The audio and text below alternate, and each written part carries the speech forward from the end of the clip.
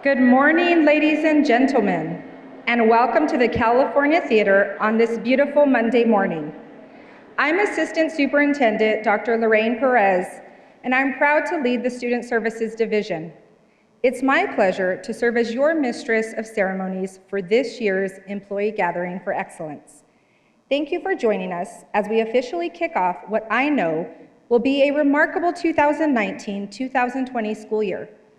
We have two amazing young speakers who will share their powerful stories of success and perseverance to remind you that whether you're a teacher, custodian, secretary, or counselor, your commitment to making hope happen is changing the trajectory of children's lives.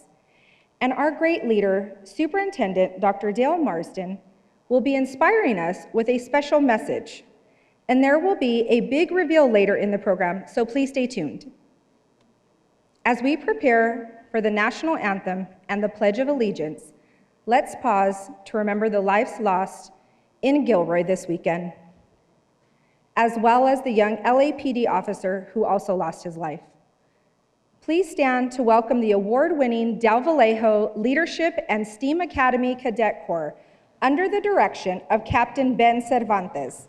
And please remain standing for the Pledge of Allegiance by Del Vallejo Cadet Miss Melissa Jimenez Alday, followed by the national anthem performed by San Gregorio School students Lynette Osorio, Liliana Gracia, Karina Gomez Torres, and their teacher, Mr. John Brannon.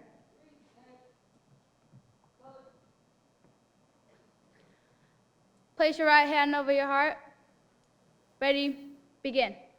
I pledge allegiance to the flag of the United States of America and to the republic for which it stands, one nation, under God, indivisible, with liberty and justice for all.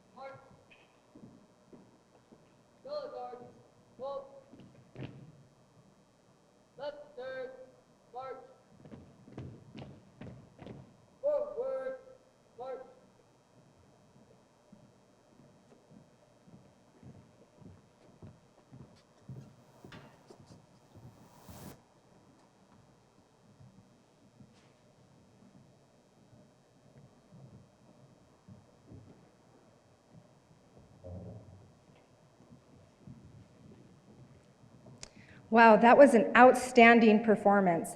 Let's give these talented young students and their music teacher, Mr. John Brannon, another round of applause.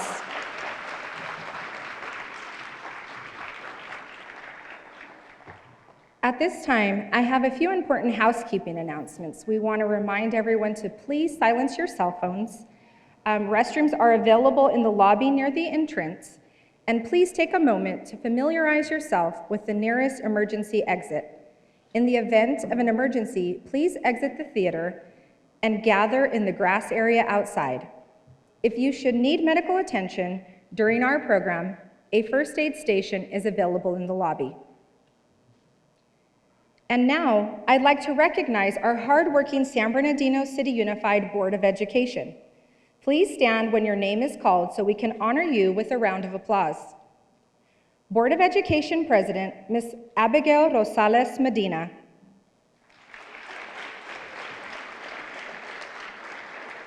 Vice President, Ms. Gwen Rogers. Dr. Barbara Flores. Mr. Michael J. Gallo. Dr. Margaret Hill.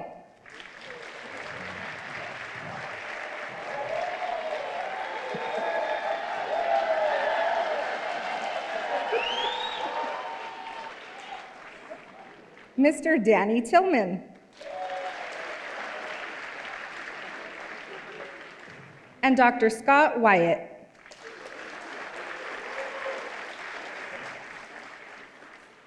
Now let's welcome Ms. Rosales Medina, who will speak on behalf of the board. Let's hear it for our board president. Good morning, ladies and gentlemen. I'm Abigail Rosales Medina, and I'm proud to serve as president of the Board of Education in this great school district. I'm excited to be here in your company this morning as we ring in a promising new school year. To our veteran educators, both certificated and classified, I say thank you and welcome back.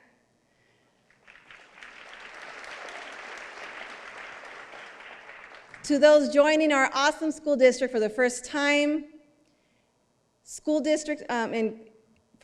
you're joining one of the best school districts in California and this entire country. Am I right? Yes, that's right. My fellow Board of Education members and I are big fans of your work and to make hope happen for the children of this community. Your work matters. Your efforts to provide children with quality education are what makes us a school district of excellence. It's what prepares our students for a bright future. I know this because you have educated my own 5 children, including Christian, who will be a junior at San Gregorio High School next week. Yes, that's right. Having worked for a surrounding school district, I have a deep appreciation for the dedication required to do this job. As we head into a new school year, I want to thank you, to encourage you, and to remind you that you're important to our students and our community. And for some students, you mean the world. For other children, you are everything that is good in their life. I applaud each and every one of you. Have a great day.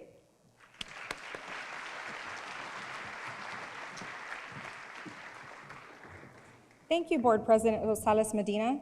Without further delay, let's welcome the man who is making hope happen across our great school district and our community, our dedicated superintendent, Dr. Dale Marsden. Ladies and gentlemen, please give Dr. Marsden a big San Bernardino City Unified round of applause.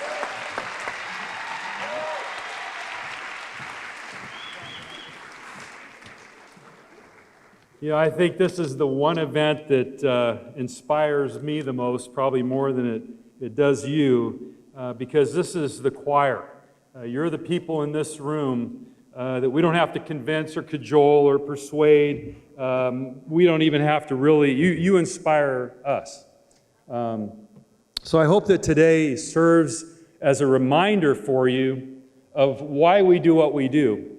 Very excited about 2019-20 and what's ahead. I want to thank first Linda and our communications team. They just did a fabulous job making this happen today. Please join me in thanking them and all the wonderful folks this morning. Our Cadet Corps is award-winning from a middle school. They outperform high school cadet corps. They do just such a great job. The youngsters that were playing in the quartet, just beautiful. And led by their teacher, just so grateful.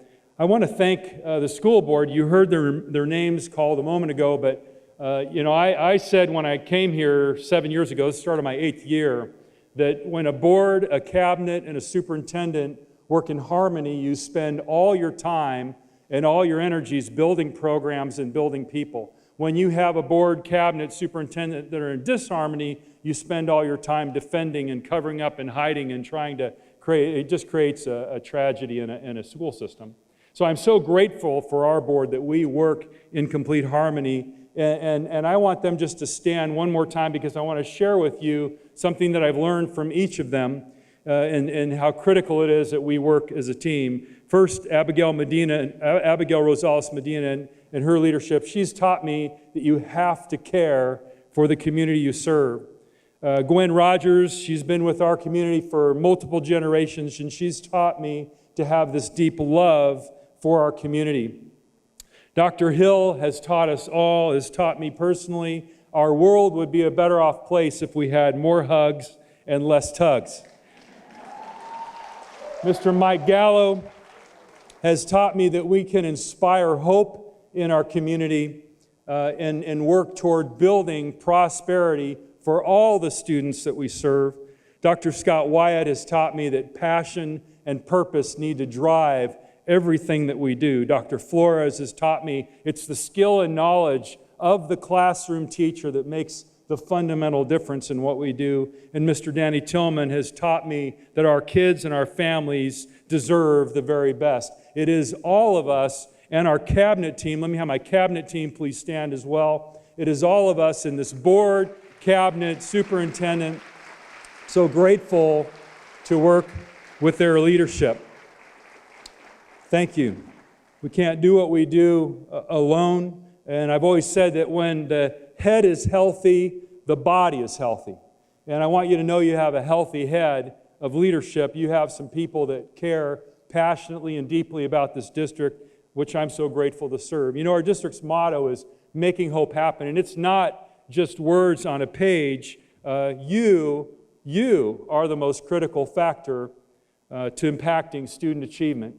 You are a secret weapon to turning this community around, and we're so very grateful for you. And what does making hope happen look like? Well, what it looks like is years ago, prior to even me being here or this current board, our district was a poster child for every poor indicator. Lowest test scores, highest suspension rates, highest expulsion rates, highest citations, lowest graduation rates among the large urbans in California.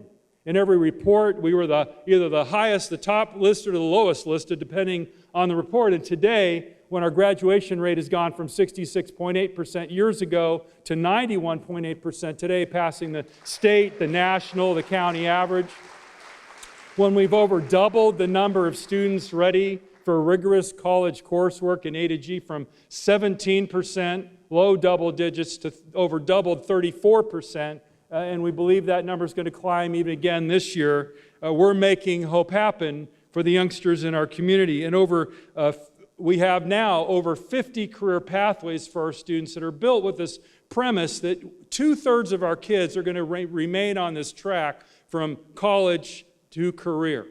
But about 1/3 or 40% of our kids are going to be on this track, the data is telling us, from career to college. And we're setting kids up for that kind of success. Right here in San Bernardino, we're becoming a model for what the future of public education in America should look like. And so it's your expertise, your care, your creating what we do. And how we do that is through this trajectory from taking kids from where they are and taking them to a future that has hope and prosperity. You're going to see a video in a little while that talks a little bit about what this looks like through Generation Go. What is Generation Go? Well, I and Mr. Gallo sit on our county's workforce board. And the workforce board, if you don't know, is responsible for taking care of the under and unemployed, not just youth, but adults in this community. And they recognize in this city specifically, with twice the under and unemployment than any city in California, they recognize that they don't have enough money to stop the bleeding in terms of how many people are under and unemployed. So in an innovative approach, what the Workforce Board has decided is to invest their dollars into our career pathways with a commitment to place every senior who's in a career pathway in a paid internship for 120 hours in a job-alike paid internship. And the county has started saying it's going to start with us as an employer. They've opened up 27 departments.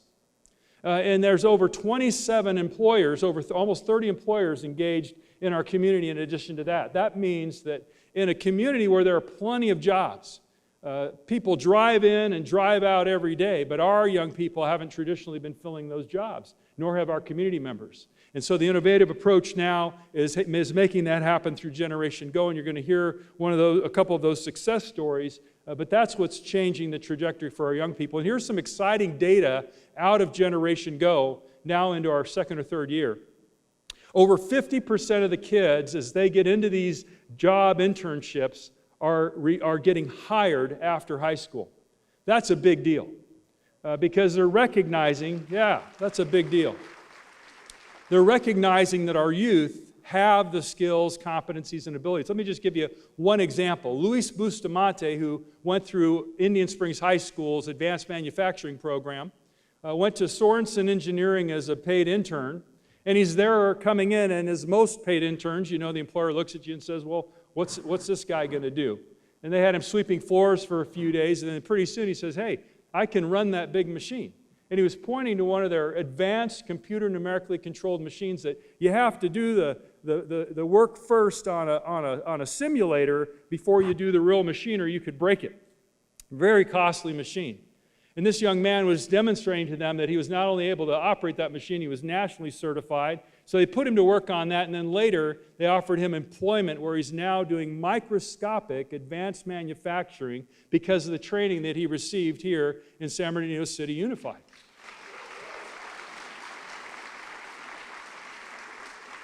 So that's example one. You're going to hear many more examples, but again, we have over 50 pathways in our schools now, building elementary, middle to high school, trying to create an opportunity for our young people that we see ourselves as our community's largest employment agency, because everybody needs a good job to provide for their family. Later this year, you're going to hear about Uplift San Bernardino, and this has been long awaited, but we have demonstrated, we know that we have a limited impact when we have imported workforce. We have a limited impact on this community. And the focus of Uplift San Bernardino is going to be to build a generation of successful adults who are committed to growing roots in San Bernardino.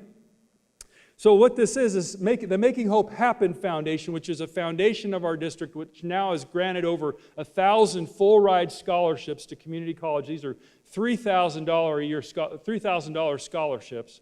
They've provided success in our infant toddler success program, created under Dr. Al Carnig, our former president of Cal State San Bernardino. He created the infant toddler success program. That's another program that the Making Hope Happen Foundation operates. We've served hundreds of families through that, teaching their children how to be played with, hold them, talk to them, read to them, what it's like to be a parent, to eliminate that 30 million word gap that starts before kids ever hit our front door.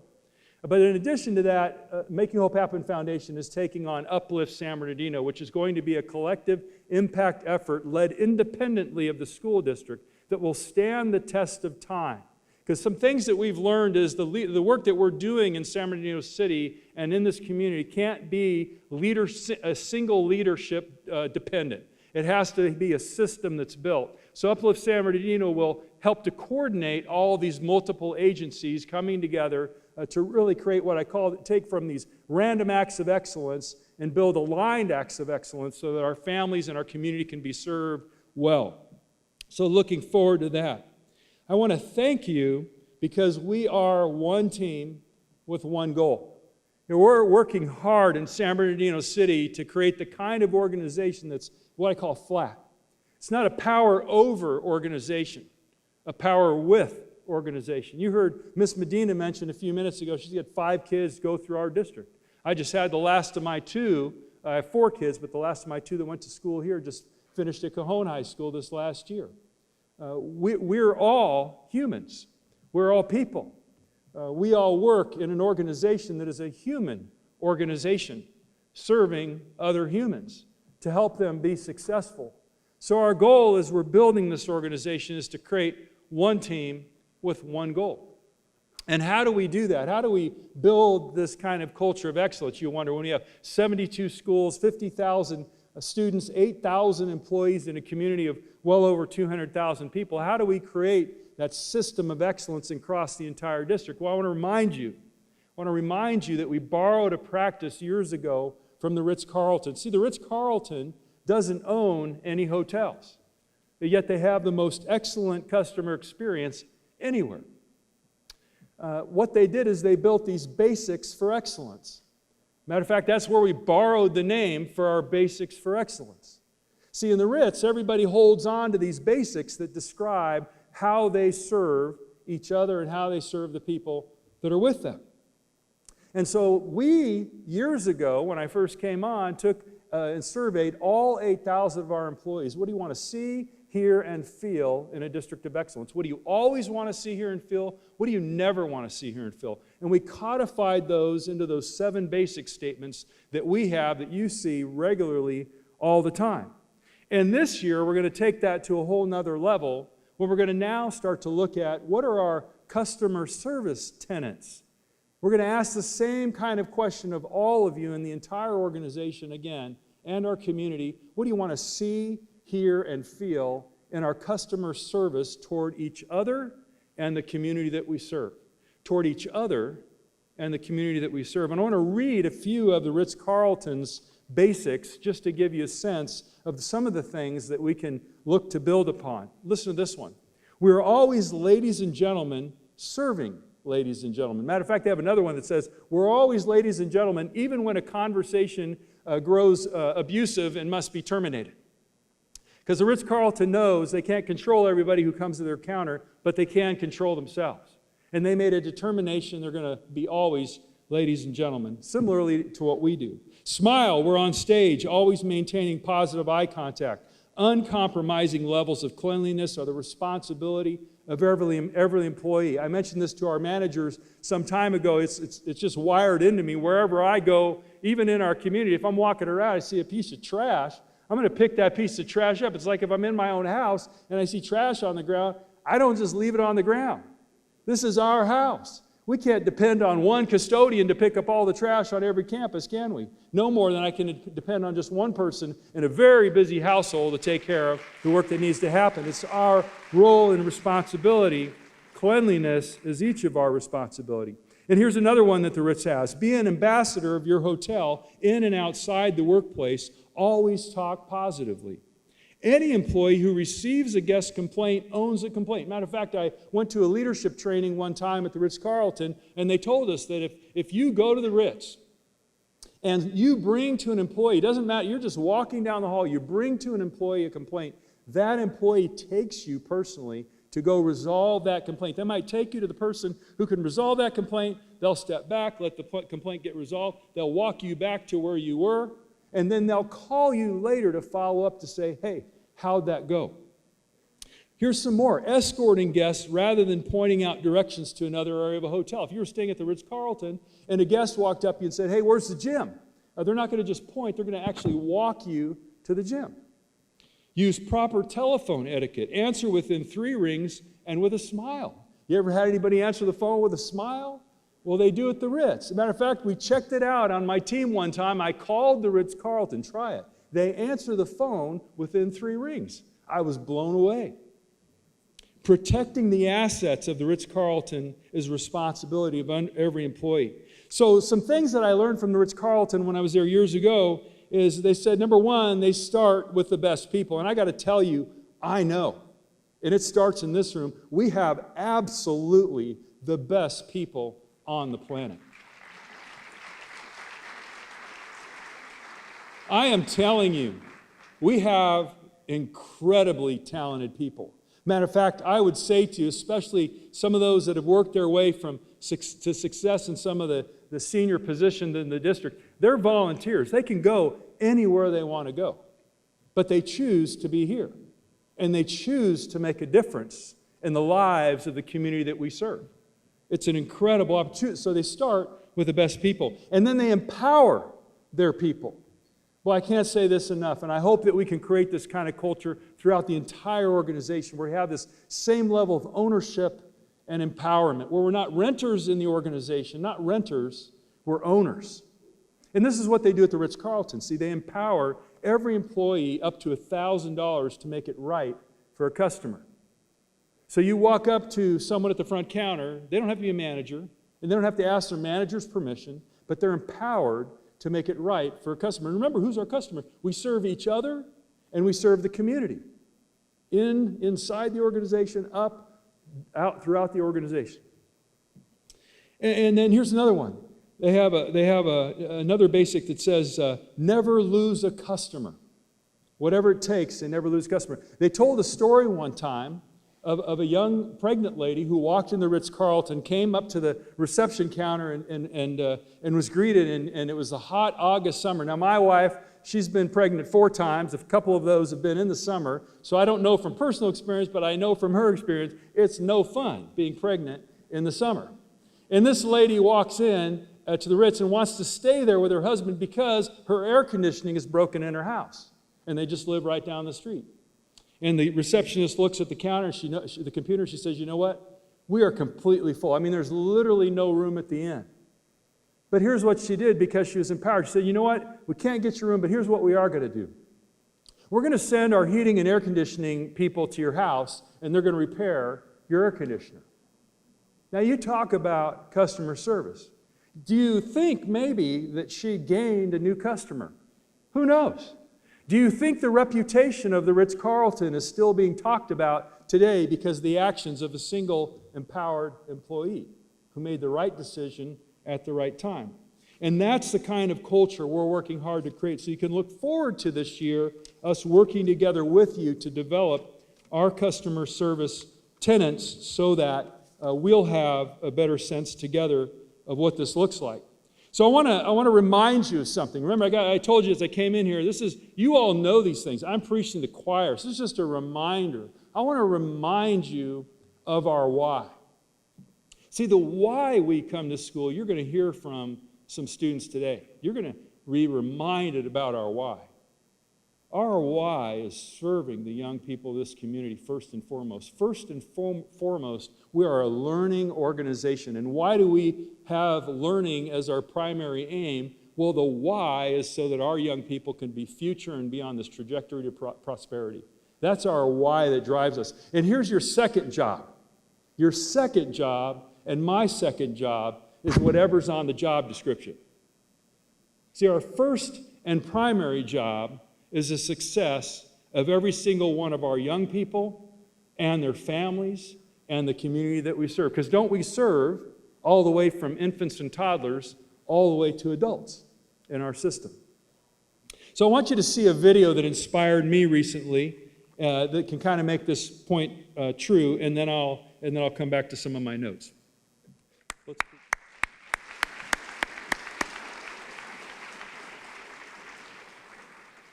So he hit it right on the head, didn't he? He said, if they know you love them, they'll buy it right into what you're trying to sell them. And you know, that's exactly the truth.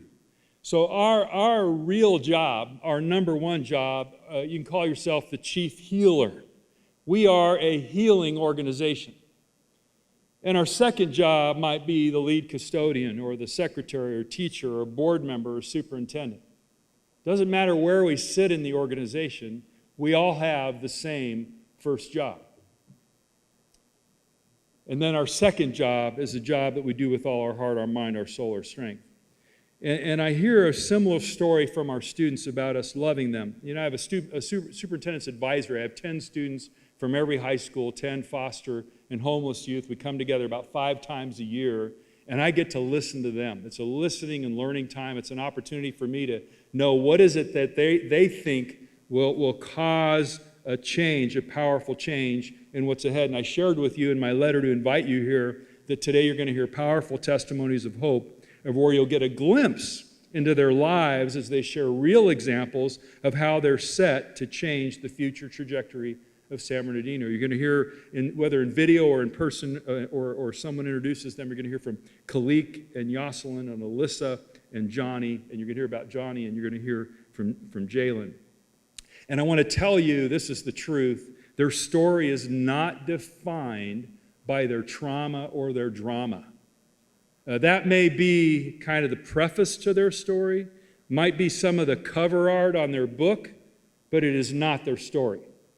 When I talk to the young people, as you do in our community, they see their story as these chapters that are yet to be written, and boy, are they ready to write some powerful chapters.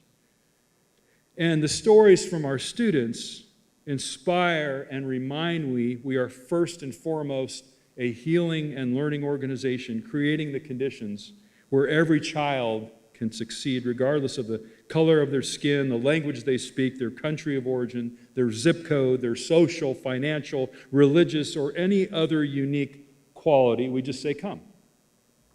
And I'm so grateful for your service to them and how we do this work together. I thank you. It's such a pleasure to work with you as a team, and I'm grateful. I'm very grateful for all of you. Thank you so much. Have a wonderful school year. Thank you.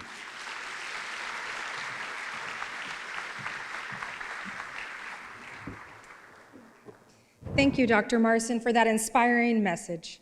As I reflect on our important work as servant leaders and agents of change, I feel fortunate to work in a school district that values its employees and is truly committed to attracting qualified employees who are passionate about educating children. Assistant Superintendent of Human Resources, Dr. Perry Wiseman, and Director of Human Resources, Dr. Marcus Funches, are here to speak about what makes SBCUSD one of the best districts to work in.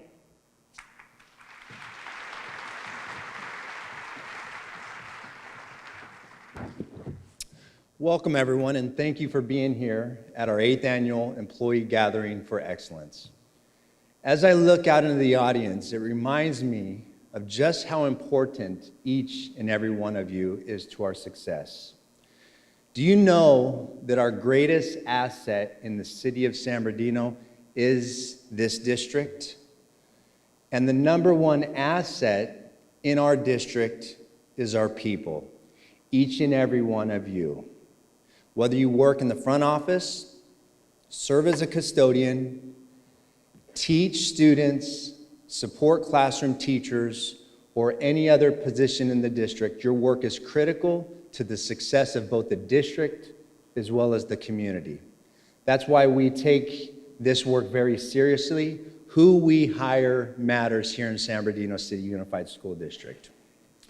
Each and every year, our district employs around 200 certificated employees, that's positions such as teachers and principals, and in partnership with the Personnel Commission, 300 classified employees, which includes positions such as custodians, maintenance workers, and secretaries. That is about 500 new employees every single year. And that doesn't even include the hundreds of college interns, coaches, and recreation aides we hire on a regular basis. Here's a piece of data that we're very proud of. Most of our large urban districts across the state of California are feeling the impact of the national crisis, a teacher shortage. In fact, many of our comparable districts begin each school year with about 50 or more teacher vacancies. That's thousands of students starting the very first day of school without a credentialed teacher in the classroom. And we've defied those odds. And I'm gonna share some data. In 2016-17, we started the year with 16 vacancies. In 17-18, we dropped it down to 8 vacancies at the start of the school year. In 2018-19, last year, only 3 vacancies. And this year, we're going to start with 2 vacancies.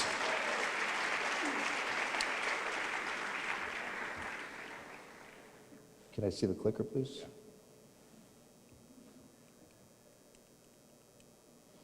So we'd like to acknowledge, obviously, the Board of Education. We can't do what we do without the support of our Board of Education, and they allow us to spread our wings and try some innovative strategies around recruitment and hiring. So thank you, Board. Our Superintendent, Dr. Marsden, our Cabinet. Also, I want to thank Dr. Funches for his leadership in human resources. Give him a round of applause.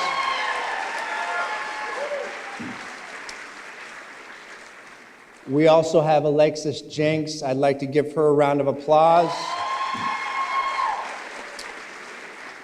And also, if anyone here in Human Resources, could you please stand up?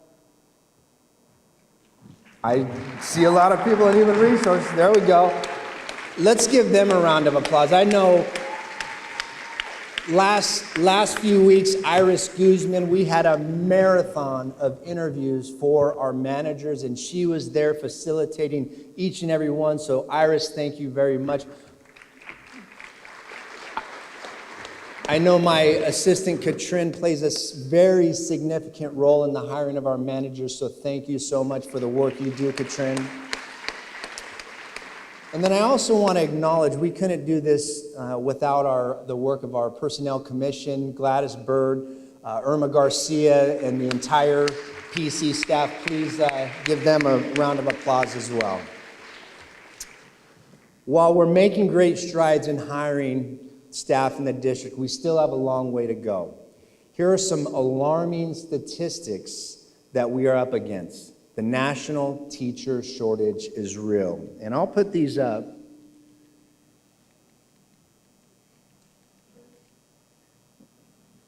And I won't read them all, but take a look at that. The first one, 34% of our teachers are getting ready for retirement. We receive a lot of retirements every single year. Over the past several years, 70% decline in our teacher preparation, enrollment in our teacher preparation programs. And then also we have numerous studies are showing that our students of color it's important that when they go into a school, they see faces that look like theirs. So that's a big push in human resources. Yet we're not seeing as much in our schools. And then you see the last one there, the data from CSU, only 2% of the system's teacher credential programs are African American.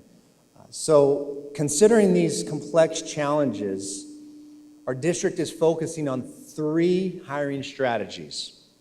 And we've been doing this for a couple years. Number 1 is we want to develop a robust teacher pipeline with highly qualified candidates. We want candidates in the hopper ready to go to hire right away.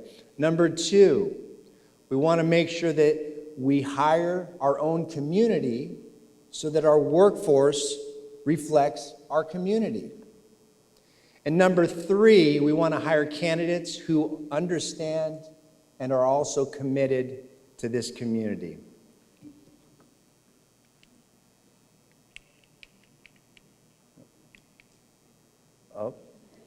So, the success of these strategies depends on our collective effort. We need your help. Marcus, can you tell us a little bit more about the strategies and some next steps? Right. Thank you, Perry. Good old technology. Thank you, Perry. In recent years, Human Resources has embarked on several promising practices which have enabled us to effectively staff our schools in spite of the national teacher shortage that Perry just shared. For example, our early recruitment efforts. As you know, we recruit year-round. We're in colleges and universities all the time, offering intent contracts to college students that are just about ready, even to our high school students at Royal Valley High School in their teacher program. We've built strong partnerships with colleges and universities. We offer course presentations, mock interviews at universities like Cal State San Bernardino, UCR, Claremont Graduate, Cal Baptist, and others. You may have heard about our Grow Our Own best practice as well, where we deliberately target, recruit, and hire former district students. Some of you are in this room today. Our classified employee to teacher grant, where many of our district classified employees right now are having their tuition being paid for becoming a teacher, and we look to hire them as educators in this district when they're ready. Our guest teacher to teacher pipeline that we've created, we provided more onboarding and training for our guest educators. Did you know last year We brought on over 50 of our guest educators to permanent teachers, and they're still with us today. That's excellent. Our Local Solutions Special Education Teacher Development Grant that we've currently embarked on, where we have 10 candidates right now who are going after their education specialist credential, and they must stay here a minimum of 4 years after they receive that credential and give us their service. That's a great one as well. And many of you in this room have participated in our annual recruitment fair, managers and teachers, where we invite and interview over 300 teacher candidates every year on our campus. We are very proud of that. However, our work is still not done. We plan to implement more creative and innovative efforts for recruiting and hiring a strong and diverse workforce. And we would like for you to play an important role in these efforts. By a show of hands, how many of you have ever had a former student come back to volunteer, student teach, or substitute at your site or department? When our former students return to work in our schools, they become a testament to the dedication and care of each district employee that have touched their lives. They also become an example for other district students who aspire to make an impact in our community. How many of you have ever recruited or referred someone to the district? All of us should be raising our hands, right? When we see employees who we refer doing well for our students in our community, you know what it does? It gives us a sense of purpose. And cultivating that sense of purpose is where you all come in to our rethinking recruitment efforts. In the coming months, you'll hear some exciting news about how you can help us recruit highly qualified candidates who are committed to this community. You'll hear how you can individually support our district's recruitment efforts, how you can spread the word about our district to prospective employees, how you can refer highly qualified candidates to human resources for an interview, and get this one, how you might possibly receive incentives if your candidate is hired. Let's give that one a round of applause. And then finally as well, if you're interested, how many of you can serve as a mentor for our district scholars and students upon graduation to help guide them into the profession? Does that sound like a plan? As Human Resources rethinks recruitment in the midst of the teacher shortage and other challenges, we thank you for being willing to play an integral role in what we do. Thank you, Perry. Thank you for sharing, Marcus. As you can see, we've done a great deal of work to bring the most committed and highly qualified candidates into the District of San Bernardino. As I mentioned earlier, we still have a long way to go, and we can't do it without your help. Thank you, everyone, for making hope happen for our students, our families, and our community, and we look forward to sharing the news of some new strategies around incentives for recruitment. So thank you very much, everyone. Have a great day.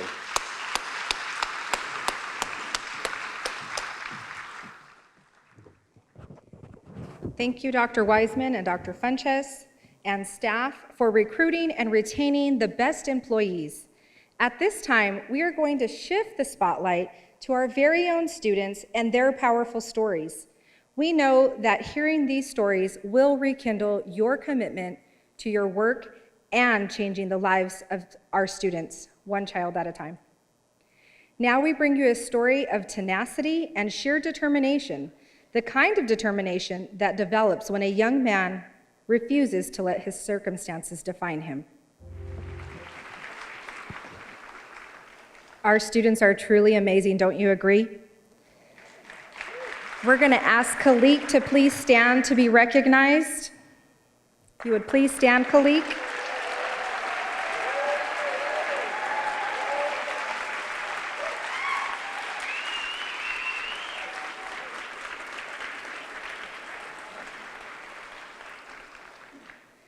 Our next speaker is also from Arroyo Valley High School, where she discovered her dream to change the world. Miss Jocelyn Mayoral graduated from Arroyo Valley High School in June and will be attending Pomona College this fall. As one of our 4 members of our Board of Education, Jocelyn dedicated her senior year to advocating for 50,000 students. She demonstrated her passion for advocacy by serving on the Superintendent's Student Advisory Board. An English learner, Jocelyn began her education at Hillside Elementary School. Audience, keep your eye on this young lady because she's truly out to change the world. And she's committed to uplifting San Bernardino by returning to our great city after she graduates. Please put your hands together for Miss Jocelyn Mayoral.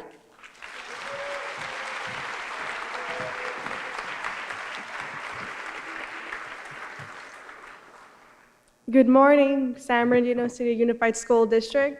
I hope you're excited for today's gathering because I definitely am. My name is Jocelyn Adriana Mayoral Sanchez, and last month I graduated as a valedictorian of Arroyo Valley High School.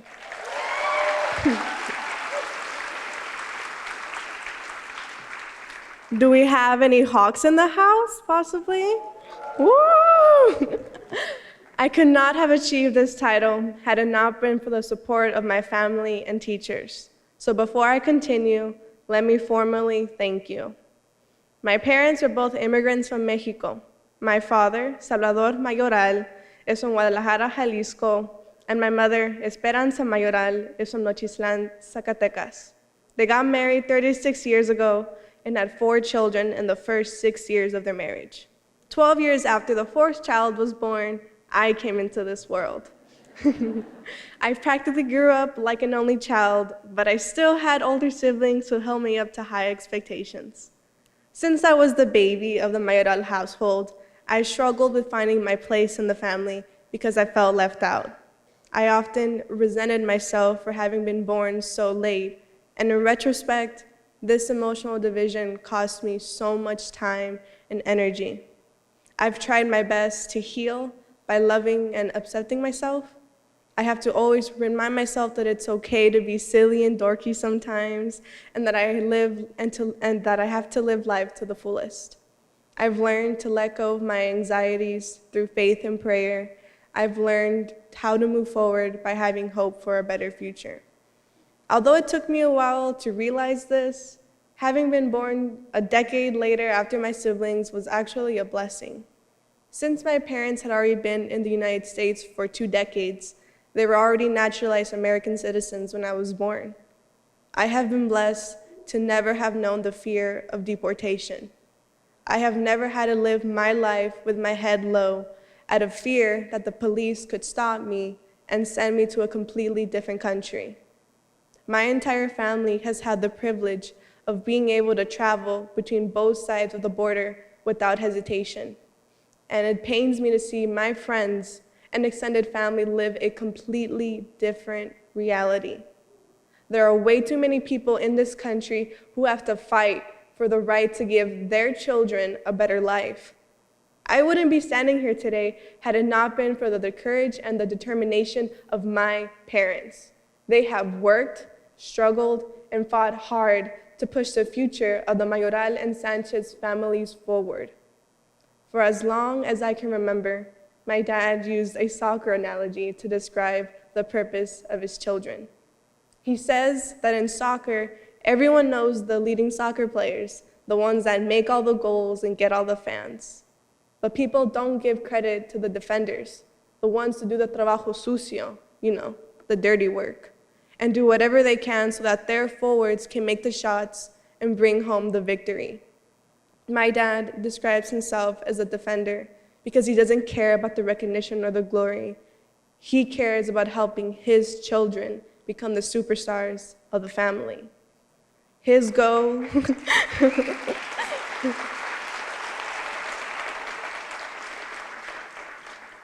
His goal has always been to break the cycle of poverty and low expectations that plague many families.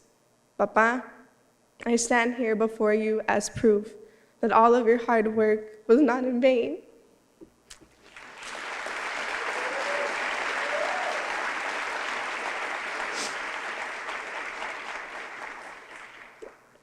Instead of living paycheck to paycheck, my father wanted his children and grandchildren to work hard enough so that no one would have to financially struggle.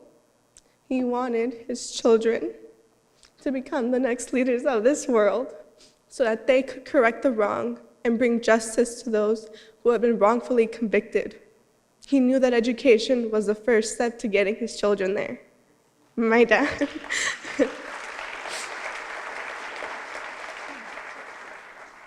My dad always expected straight A's, and not once did I let him down. My mother can pull out all of my report cards since 6th grade, and they all have the first letter of the alphabet.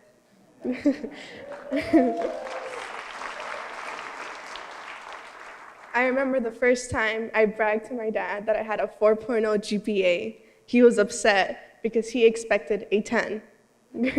Growing up, the grading system for my dad was based off a 10-point system.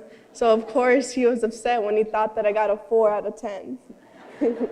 Point is, I knew I had to give him my all in everything I did. I grew up listening to stories of sheer struggle.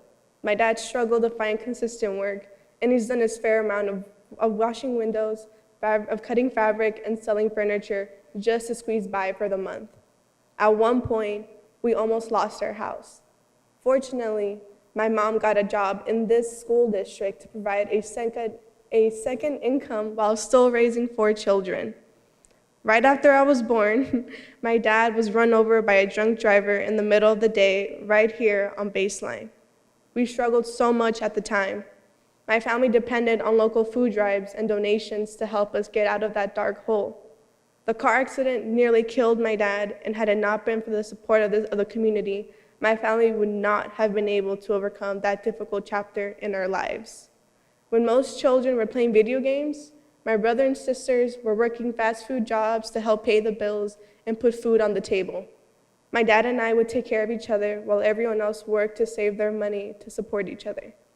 I learned early on how blessed I was to have lived in a better life for our family. Now, we know how to budget our money so we can meet our expenses and plan ahead for emergencies.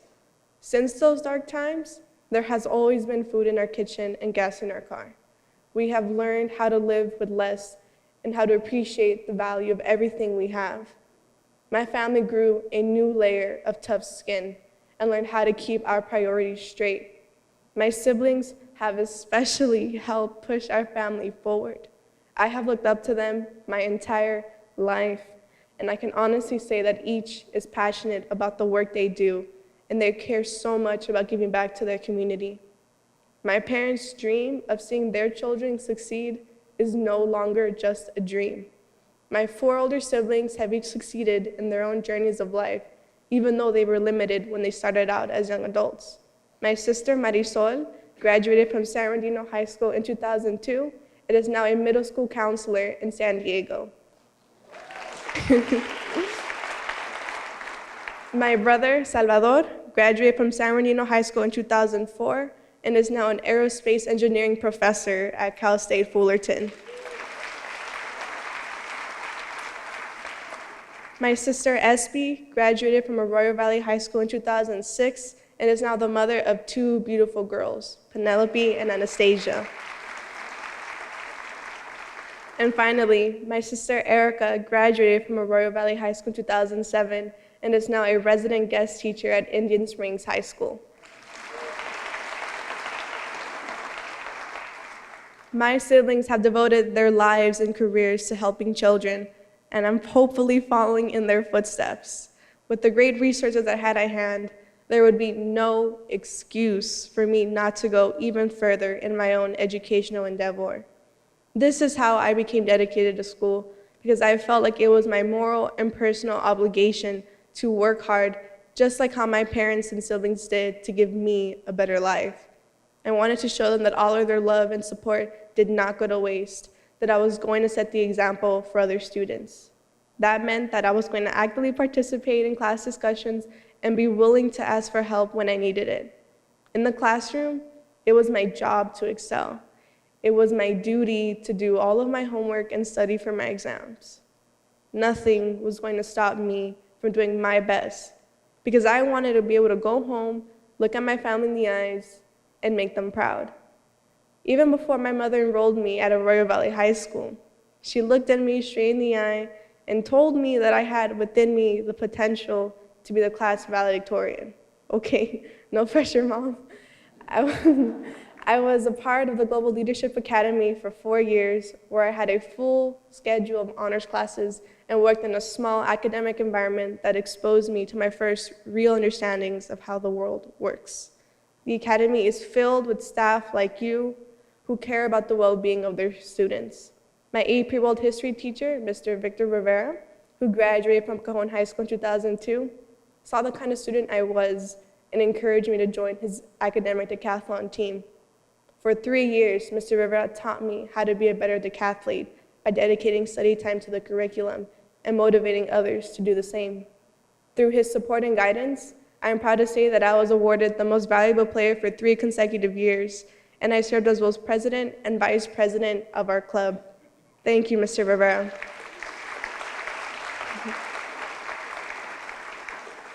I tried my best not to let him down because he did so much for our team.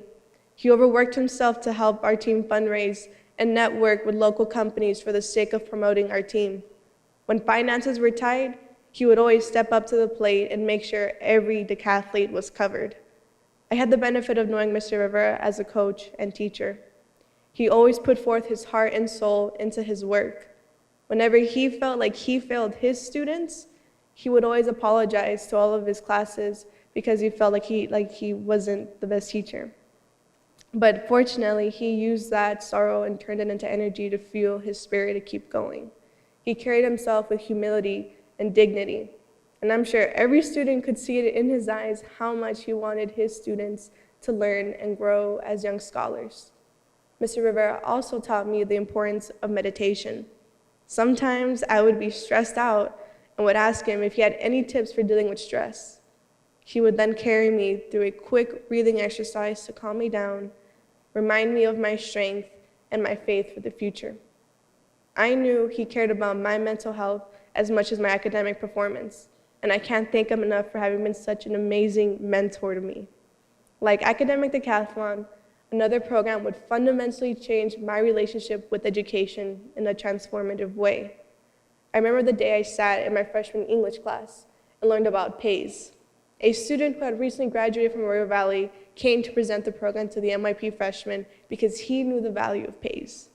PAYS stands for Pomona College Academy for Youth Success and is a 3-year program that selects 30 high school students out of more than 200 high-achieving applicants from minority backgrounds to spend their summers working with professors and conducting research. The program emphasizes the inclusion of underrepresented students in higher education by broadening our perspectives and resources. Pomona College has helped me realize that I want to devote my work in college not only to myself, but also to San Bernardino. Throughout my involvement in the program, I have learned to examine the lack of emphasis on education and the attitudes of the families in my community.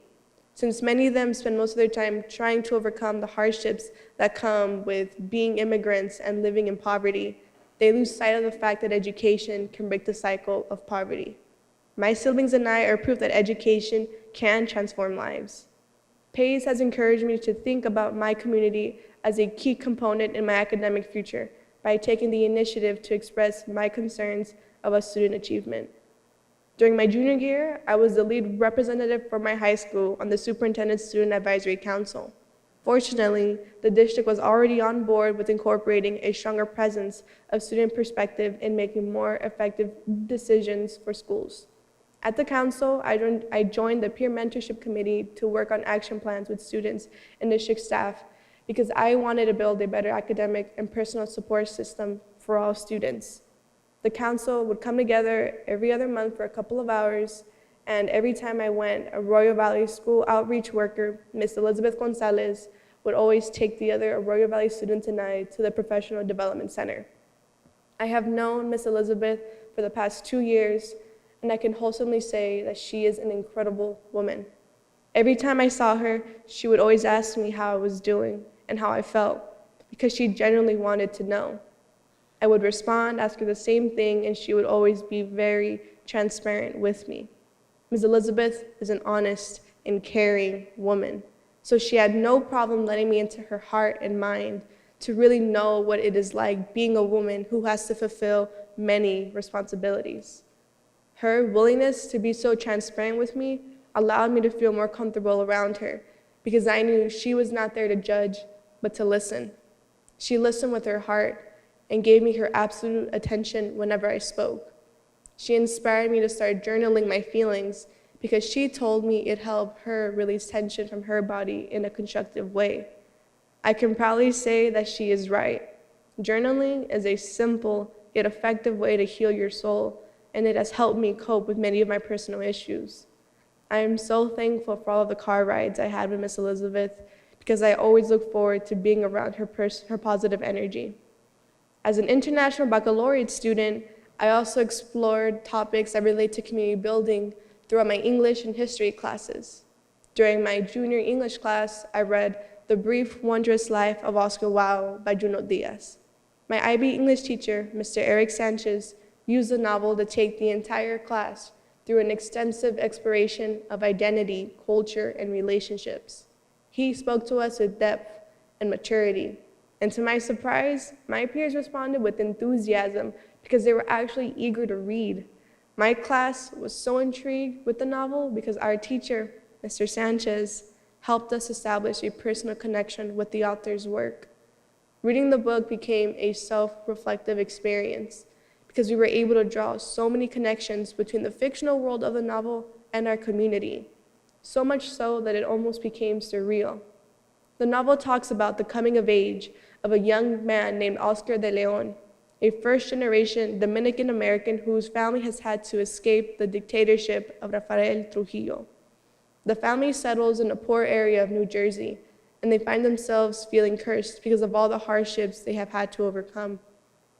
I personally connected with Oscar's sister, Lola, because she has big dreams of seeing the world. She takes care of her family in her own way and learns from the mistakes she's made.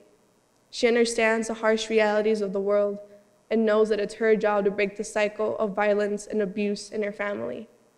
There's one line in the novel that has always stuck with me. But if these years have taught me anything, it is this: you can never run away, not ever. The only way out is in. Reading her story helped me understand that I can't hide from the issues I have grown up with simply because it's hard to confront them. If I want a better future for me and my family and this community, I owe it to those who came before me and my family to stand up and take the initiative when facing the systemic and cultural challenges of this community. By having deep, meaningful conversations about what it really means to live in our city, we can work through the challenges and build a stronger community. Poverty, homelessness, violence, drug and alcohol addiction, unemployment, deportation, air pollution, and crumbling infrastructure. These are only labels to the issues San Bernardino has to deal with every single day. We need educated people so we have a greater variety of problem solvers to rebuild our city. And that starts with you and me. Our children really are the future of San Bernardino, and it's our responsibility to make sure that they are ready to seize every opportunity to succeed. Our district is already transforming the culture of San Bernardino by hiring employees like you who want this city to change for the better. This district employs people like you who are passionate for educating children and transforming this city. That is why it is so important that every person working in this district treats children with a profound level of compassion and understanding. Your work and spirit have the power to reach the hearts of students. You can teach them how to envision a greater future for this community and themselves. Every SBCUSD employee should not neglect the power of their own work. We don't get to fully take in the great extent of our influence on others until we stop criticizing ourselves and start paying attention to the minor details around us. That being said, whether you're a teacher, custodian, or administrator does not change the fact that you take on a vital role in this district and this community. Your commitment to the well-being of others will determine how much constructive good you put into San Bernardino, and our youth sees that. I have no doubt that each and every one of us can do this for our families, our neighbors, and our community. I always draw back on my mother's example when I talk about inspiring young students. I would like my mother to please stand. She has worked for this district.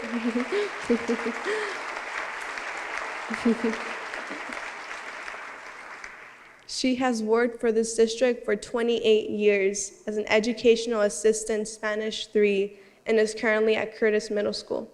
My mother works with students and parents on a regular basis, so she sees how much parents really want their children to overcome the barriers that are keeping them from being at the top of their class. My mother is all about having a positive attitude because it helps reassure a student's worth when they are struggling. Her loyalty to the students of Curtis Middle School has kept her motivated to teach the people around her how to be a hardworking and humble member of this community. As for me, this fall I hope to study race, identity, and power structures at Pomona College to better understand the socioeconomic issues I have grown up with and to build a collaborative solution for disadvantaged social groups. I plan on exploring majors like public policy analysis, international relations, and Latin American studies. However, I do know that I will return with the college education and a plan to spark more motivation in the students of San Bernardino and cities alike. Who knows? I might return to work for this district and eventually climb the ladder until I'm writing education policy for the state of California. I trust that God will put me in the right direction.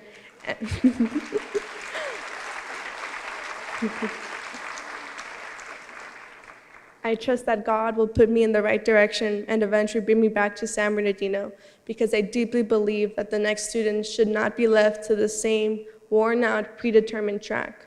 If the youth of our community have the tools to take control of their lives, they could learn to think about their time on earth as a lifelong opportunity to serve a greater purpose.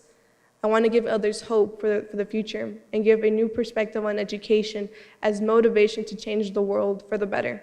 Thank you.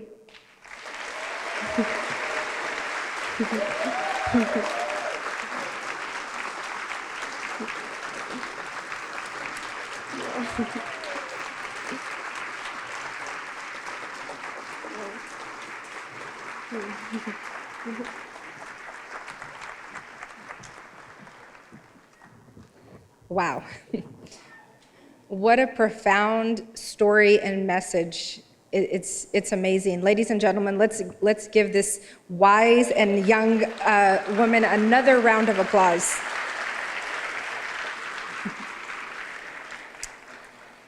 And everyone who has played a role in Jocelyn's life, you too deserve a round of applause. I know she called out her family, her teachers.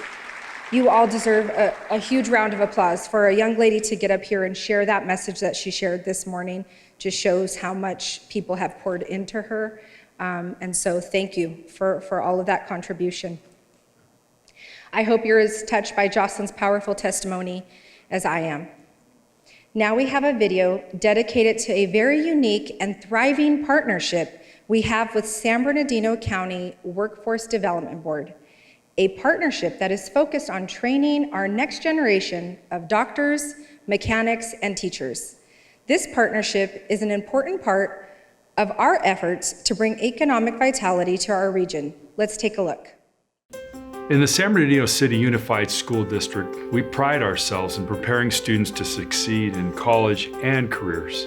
Providing students with real-world opportunities to connect what they're learning in the classroom to future high-wage, high-demand careers is at the core of our efforts to revitalize our community. And we're grateful that our valued partnership with the San Bernardino County Workforce Development Board is paving the way for high school students to apply their skills in paid internships. Earlier this year, Generation Go placed more than 200 district students in internships right here in our community. Here's one powerful success story. My name is Alyssa Duque. I'm 17 years old. I attend San Bernardino High School and I'm an intern here at First 5 San Bernardino. So my experience here at First 5 has been a really good one. I've learned a lot as far as just how to carry myself in a professional environment. I've also learned a lot about life here. my coworkers, they're always giving me life lessons.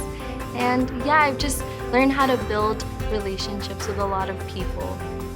And I think that that's what's most important, especially when it comes to working here. It's building relationships and just being able to collaborate and be able to communicate with others. Our experience in hosting a Generation Go intern has been fantastic. We were blessed to have Alyssa Duque participate in the program and be our intern. She was unbelievable. Alyssa jumped right in and really learned what it was like to be in a professional environment. She's working with professional college degreed analysts and accountants and evaluation staff, consultants. She really got a wide breadth of experience in our department as an intern. So Alyssa reported being very happy in her role as an intern here. I think she was a little hesitant at first that she might be just filing papers and sorting or answering telephones, and she really got to jump in and really be involved in many, many facets of the professional experience or activities at First 5 San Bernardino. I think that this internship will help me a lot in my future career because not only have I learned so much, but I feel that I have, everyone serves as my mentor here. So I think that if I were to ever need help in the future, if I just have any questions, I can always come back and ask them and just refer back to them if I need any help. I absolutely would host another Generation Go intern. In fact, after our experience with Alyssa, I shot out emails to most of the folks that I knew were involved and told them so. I cannot wait until we get the next intern to participate.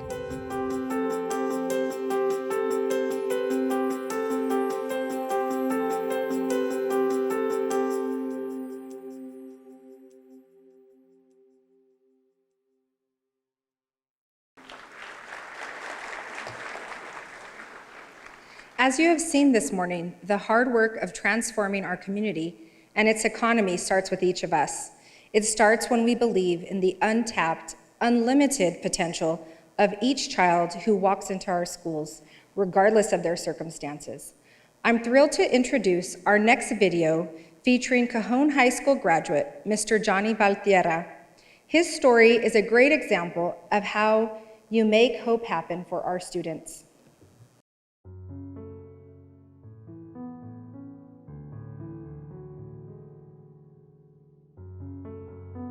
High school can feel like being thrown into the deep end of a swimming pool. Most students will navigate the waters, while some flounder, searching for a way to stay afloat. This is the story of Cajon High School student Johnny Valtierra, who refused to sink. I never really thought I would make it this far.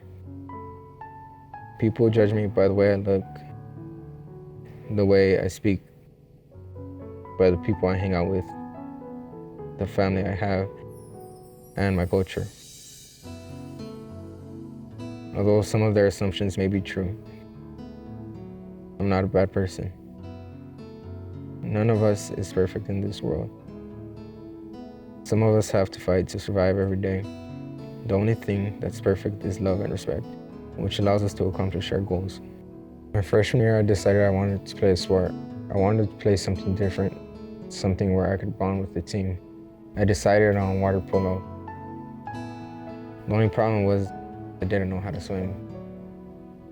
Being in water polo was a struggle, but I thank Mr. Starkey and Mr. John Anderson for supporting me, teaching me how to swim, and giving me the chance to achieve my dream of playing. The friendships I made on that team and the work ethic I learned will stay with me the rest of my life. Sometimes I had to miss practice and games. I had to work a lot of that time because if I didn't, I wouldn't have money to buy something to eat. When Johnny came out his freshman year, he was hardly water safe to start off with. And it was just a lot of initial swim lessons, teaching him how to swim. And I see kids like that come out. Every once in a while I get one that sticks with it, But for the most part, when they come out and they have no swimming ability and they see all the other kids swimming, they don't come back because it's a hard thing to do and it's a hard thing to stick out. He came back that second day and he just kept working and getting better and better and better. Unfortunately, that first season he didn't make grades. And then his senior year, he came out, before the season started, he said, Coach, I really want to finish what I started. And it was one of those things where I was kind of concerned, like I didn't know how he was going to be or how he was going to fit in. But he hit the water, and I mean, he was a good player, and I mean, he's very scrappy, and the effort that I get from Johnny at practice is the same effort that I would get out of someone in a game. And it's hard to teach kids game situations at practice if they're just phoning in the effort. And when you get that one kid that shows up to practice and goes for it just like it's a game, just like it's, game's on the line, it's important and aggressive, it amps up everyone's practice and it makes it more like a game situation. As a water polo player, Johnny he stepped up our practice this year by being in the water, working hard and getting everyone else on the team to do the same. Even as a freshman, I had many responsibilities at home. Managing school, work, and sports proved to be very difficult. While my mother struggled to provide food and a roof over my head, I had to provide everything else for myself. I had to buy my own clothes, shoes, and school supplies while helping support my family, but I knew I had to keep my grades on track. Every time I would pass Mr. Anderson in the halls at Cajon, I would always talk to him about my grades, and thanks to his help, my grades were always getting better. That first season when he didn't make grades, we had those conversations about like, hey, you need to get this, you need to prioritize. And after that, he very quickly understood the need to prioritize. He had a lot of stuff going on. Even as a freshman, he was still trying to work. He was, trying to keep his grades in line and then trying to do extracurriculars. And, I wish I could say like, oh, there's something that I did, but there really wasn't. It was him, just like making that decision to get on top of the things that he needed to get on top of and stay on top of them. Johnny learned to swim against the current. When waves threw him off course, he swam harder towards his goal. His determination landed him an internship in the district's Maintenance and Operations Department. My internship was one of the best times of my life. It was a very professional environment, and I learned so much about safety procedures, working with other employees, and meeting deadlines. Johnny performed very well as an intern. He showed up on time every day, ready for work. He was highly motivated. He was willing to accept whatever task that was assigned to him for that day. So he actually made it easier for us because there were quite a few vehicles that had check engine lights, and he quickly displayed to us that he had a pretty deep working knowledge of how to properly diagnose a vehicle and get to the root problem. What I actually learned from him was that, even though he was, he's a young kid, that he was just as driven, just as motivated as any of the other guys in the shop. It's almost as if his age didn't even factor in. He was just as adept, just as knowledgeable at times. He brought a really strong team player ethic to the environment, and I really felt like that I could, go to him, give him a task, assign it, and, albeit I would supervise him, but I really felt like he had a very strong comprehension of what was being asked of him to do. And he shows a very strong work ethic. He has a lot of drive in him, and I really see him going very far in what he does. After I graduate this year, I plan to go to San Bernardino Valley College while working in the automotive industry. Once I have enough experience, I hope to start working full-time for the district's Maintenance and Operations Department as an automotive mechanic. Johnny's someone that's had to work hard for everything. And sometimes the other kids in the program, they lose touch with that and they think like, okay, we've had success in the past, or they have these other opportunities and they forget the importance of hard work to make the most out of their opportunities. Having Johnny on the team really taught them to recognize the opportunities that they have and to work hard to make those opportunities the best that they possibly could. I don't think you have enough film for me to talk about everything I'd want to talk about Johnny, but you know, he really is a great kid, and having him in the program really has made the program a lot better. You know, I think I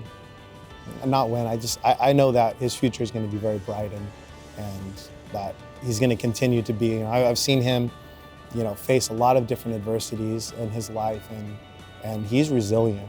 And I know that whatever comes his way, he's going to be just a top-notch person. I understand we all have struggles, and that some people's struggles are worse than others.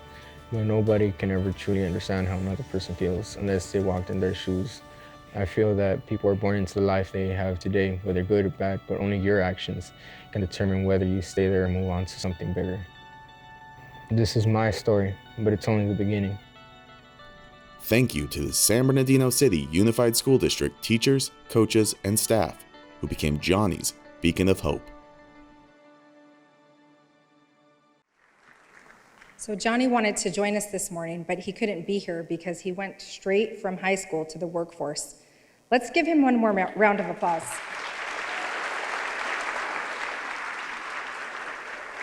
Let's also give credit to the amazing coach who took Johnny under his wing and made hope happen for him, Mr. John Anderson, who is himself a product of our great school district.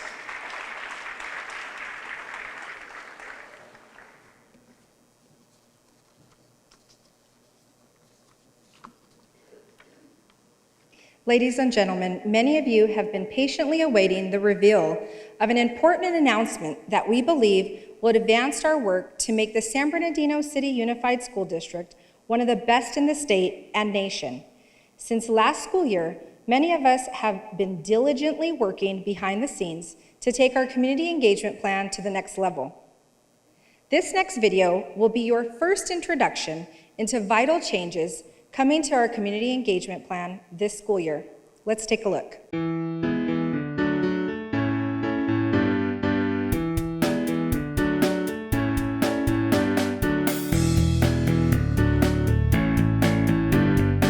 The San Bernardino City Unified School District had 9 community engagement plan strategies that transformed education for 50,000 students. After a few years, the district took away 4 strategies. How many does the district now have to make hope happen? Wait, Ms. Steph, is that a trick question? Why would the district do away with 4 strategies that had such good results? Well, Ashley, sometimes you have to change things up a bit to make them better. Sometimes you have to introduce a more advanced version of the original concept, like your Nintendo Switch. Isn't the new version smaller and better than the Wii U? Oh, I get it. Like how you tell us less is more. So 9 minus 4 equals 5. And that's our community engagement plan 2.0. So what happened to the other 4 strategies? Good question. Those 4 strategies are still part of CEP 2.0. In fact, high expectations for all and success and accountability are the guiding principles that serve as the foundation of CEP 2.0. Applied learning as part of college and career and network of alliances now includes resource acquisitions and allocation. We'll start with strategy 1. Strategy 1, health, wellness, and safety. Strategy 2, coaching and mentoring. Strategy 3, college and career through applied learning. Strategy 4, learning beyond the boundaries. Strategy 5, network of alliances and resources. Now here's a CEP preamble. Each strategy plays a unique and critical role in the realization of the mission, beliefs, and strategic objectives of the Community Engagement Plan. Given their distinct power, we recognize that each should be governed by the guiding principles of high expectations for all, as well as evidence-based, measurable progress through success and accountability.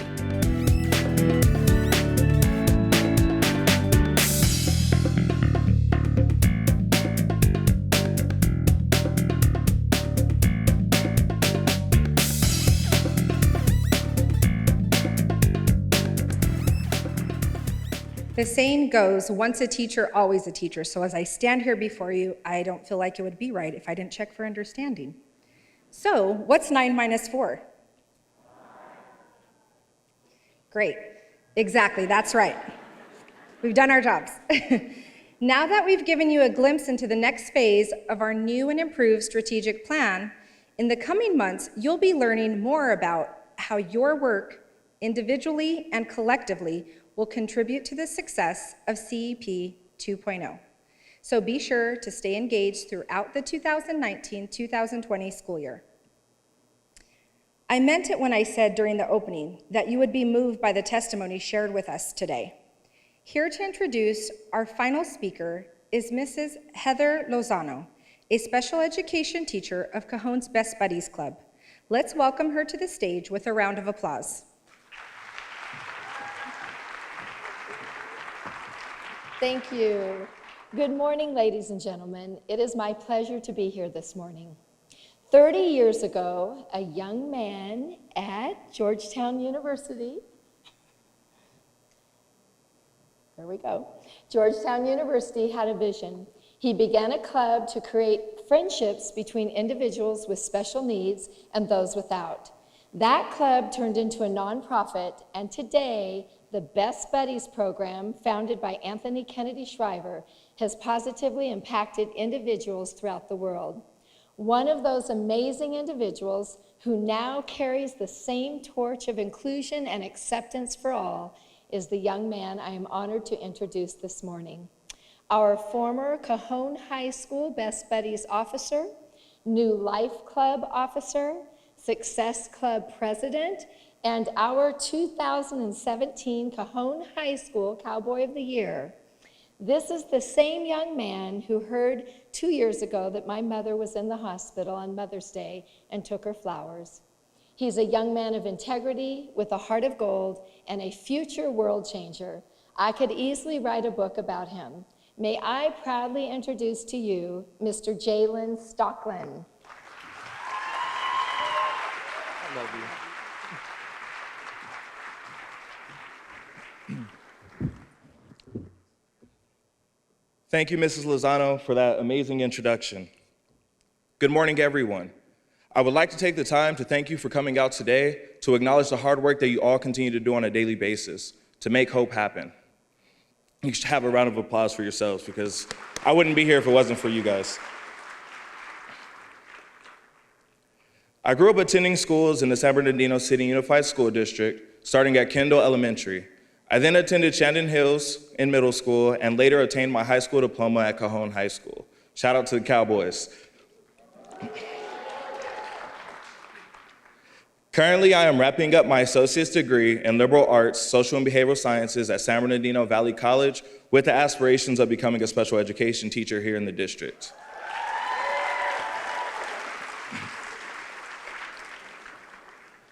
It always hasn't been an easy road, though, coming to the realization that this was what I was meant to do. Before that, I wanted to be a detective, and before that, I was a little lost. Growing up here in San Bernardino was not always easy. I have seen things and experienced things that most people don't see in a lifetime. Most of my days at Kendall Elementary, I was hurt because of my home life.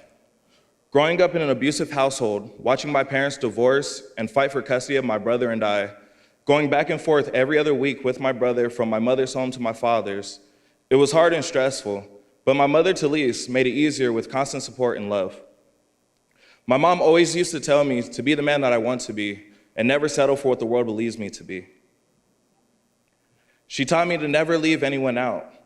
She planted a seed of inclusion that I had no idea would affect me so much in the future. One day I remember playing basketball at recess with my best friend, Eric, and it was a typical day, a couple of friends shooting around on the tall courts. Then I noticed a student trying to shoot a basketball on the small courts, but missing horribly. I was stuck in a long gaze watching him struggle, and my friend Eric just gave me a look, so we went over to help.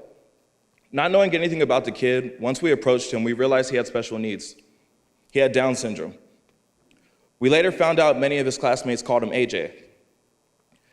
Every day for the rest of the school year at second recess, me and my friend Eric played and shot the basketball with him. We lost many friends in doing that because many saw him as an outcast, but we didn't care. It made our day to see him smile and watch the ball go into the hoop. AJ has and will forever have a lasting impression in our lives and our hearts. My dad remarried when I was in the 4th grade and had 3 more children by the time I finished 5th. Once they were born, everything seemed to catch its wave and become normal for me again. I started middle school, strived in 6th and 7th grade, and my first semester of 8th grade. Things were looking great. But during the winter of my 8th grade year, we faced a family tragedy. Losing my little brother only at 2 years old, he also had Down syndrome.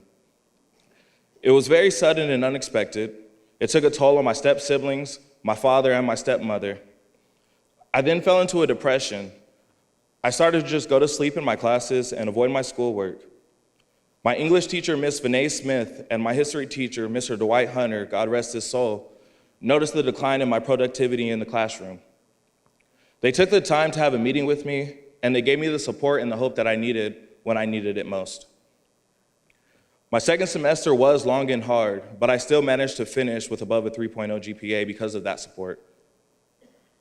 I moved in slowly with my mother after that and began to let my past go. When I started my freshman year at Cajon High School, I had two major focuses, my football career and my schoolwork. But that changed immediately when I found out about the Best Buddies program. Best Buddies is an amazing program that links the special education population with the general education population and supports inclusion between the two.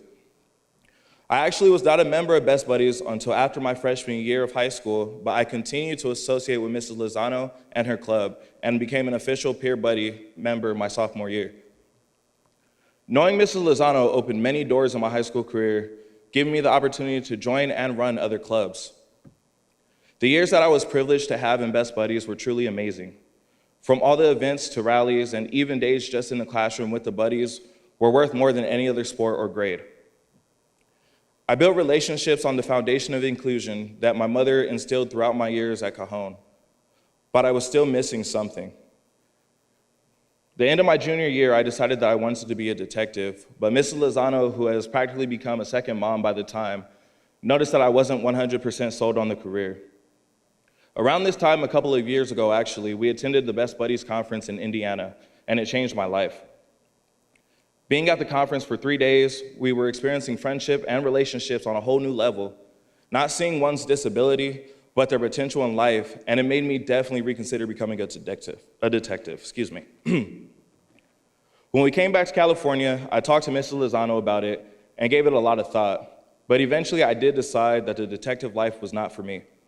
But being someone who can help students like the way I did for AJ in elementary school, being someone who could support and give hope like Mrs. Smith and Mr. Hunter did, and give guidance and inspiration the way my mother and Mrs. Lozano did. I guess that was my way of taking the torch from Mr. Anthony Kennedy Shriver. Thanks to those amazing individuals, I am now on a path to becoming what I was meant to be. Learning all the ropes under Trish and Brianni at Anderson School. Trish, would you mind standing up, please? She's in the back over there. Trish, I just have to thank you for putting up with me for the last 2 years. I just have to thank you for nurturing me and teaching me what it takes to be a teacher. I owe a lot to you for that. Thank you.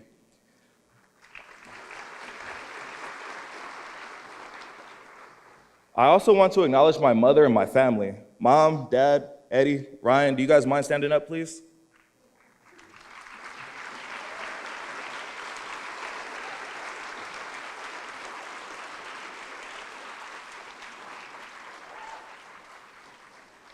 First to you, Mom. Mom, I thank you for always being my rock and being my best friend when I needed it most. I know raising 2 boys on your own wasn't easy, but you did an amazing job. Thank you for pushing me to heights even higher than your own. I will truly be grateful. Dad, to you, I know our relationship wasn't always the best, but I do thank you for always being there. I thank you for being the father to me that you never had for yourself, and our journey is just beginning because I'm still very young and you still look great.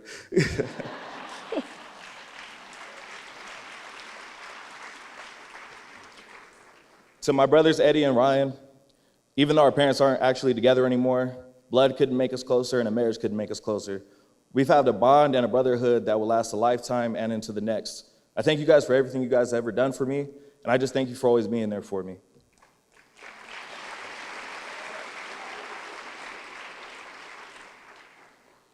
In 2 to 3 years, I will be graduating college with my bachelor's degree and teaching credential, becoming a first-generation college graduate in my family.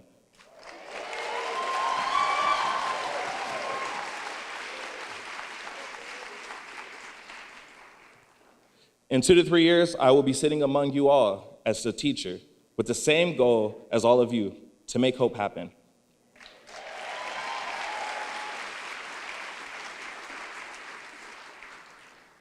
This school district didn't just push me through the system to enter society.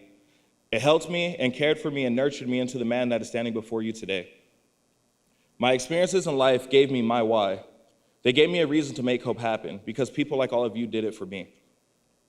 I am grateful to have shared my story with you and hopefully inspire. I challenge you all to support that kid struggling in the classroom, to find that kid dealing with depression, to talk to the kid who is having problems at home. The things that you guys all do can change someone's life for the better, like it did for mine. Thank you all for allowing me to speak to you today, and I hope you guys have an amazing day.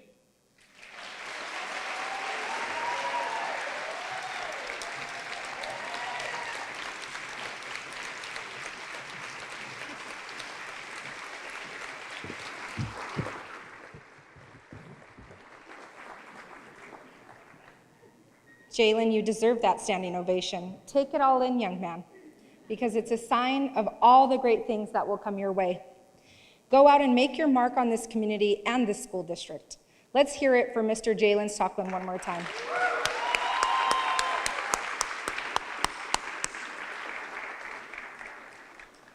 As you know, advancing academic achievement is the foundation of our community engagement plan, and increasing athletic opportunities is also a top goal because we believe that a quality sports program boosts student pride and breeds a positive campus culture.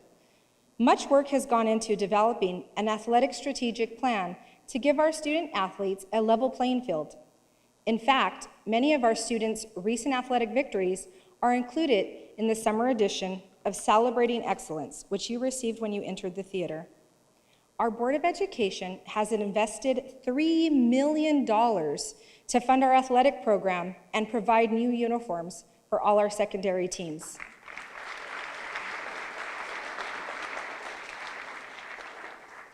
As you drive around our school district, take notice of the amazing athletic facilities our high school students will be playing in starting next month. Ladies and gentlemen, our Board of Education truly deserves a round of applause for making academics and athletics a top priority.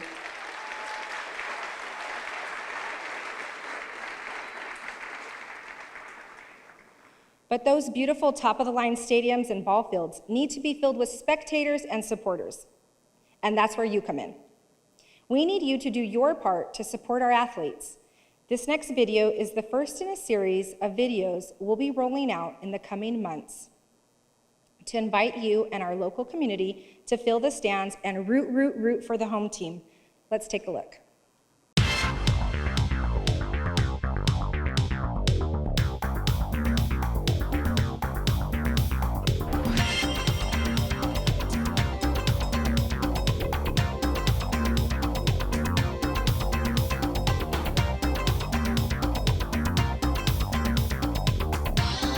Come see us play. Come see us play. Come see us play.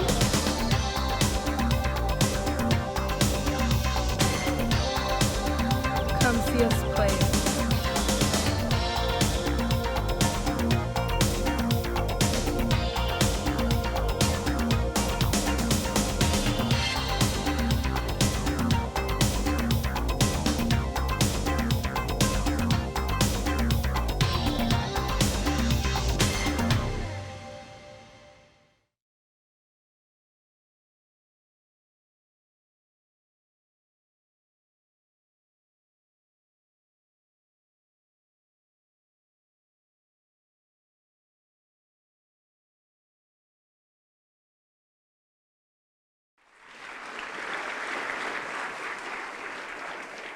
So when football season starts next month, come see our students play. You never know, you could be watching the next Super Bowl MVP.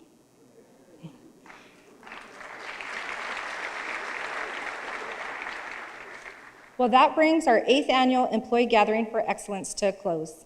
I'd like to thank the team from Communications and Printing Services for putting this entire event together. Phenomenal, you did an amazing job.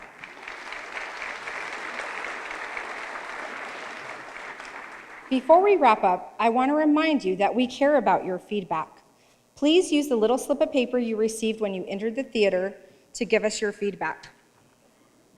Under the plus sign, you can tell us what you liked. The column with the triangles to tell us what you would change. And on the back side, under the M, please tell us what was missing from today's event. Please hand your slip to our event staff before leaving the theater. We really do want your input. That's why our event program has a QR code and a web address where you'll find a short exit survey. Please take a moment to complete the survey today. Your feedback will help us bring you yet another successful employee gathering next year. As a former teacher, I know it's easy to get caught up in the hustle and bustle of our daily work. I know at times we forget that our work has tremendous impact on the lives of our students. You heard testimonial today talk about the why.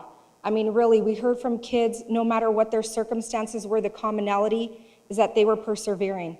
And they were doing that, and every single one of them said that because of everybody sitting in this room. So we have to remember that you are making hope happen. So when it gets tough, long days start to catch up with you, because they will, I want you to think back to this day and remember that you are making hope happen. Thank you for joining us, and have a fantastic 2019-2020 school year. It has been my pleasure serving as your Mistress of Ceremonies. Thank you.